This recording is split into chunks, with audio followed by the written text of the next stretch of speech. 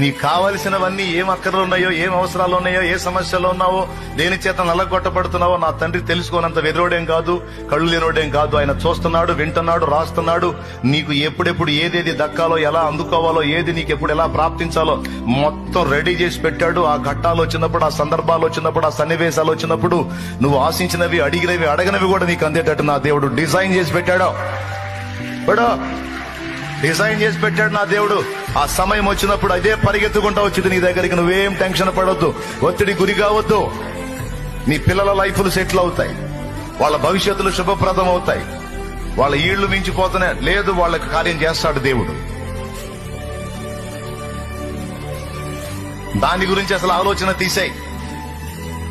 ఈ భూమి మీద నీకున్న ఆయుర్దాయం కొంచెం, లైఫ్ చిన్నది. ఇక్కడ నుంచి నువ్వు తీయబడతావు, ఎప్పుడు తీయబడతావో తెలియదు. ఈ తీయబడే లోపు నేను ఎంతవరకు దేవుని పని చేయగలను, ఫలించగలను అనే రందితో నువ్వు కష్టపడాలి.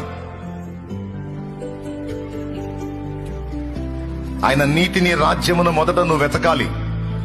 నేను చెప్తున్నా, దేవుడు ఒక వాగ్దానం చేశాడు, మర్చిపోవద్దు. దేవుడు ఒక మాట ఇచ్చాడు.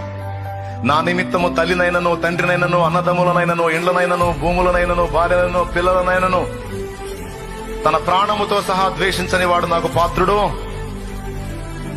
అంతేకాదు, నా నిమిత్తం వాటిని కోల్పోయిన వాడు ఇహమందును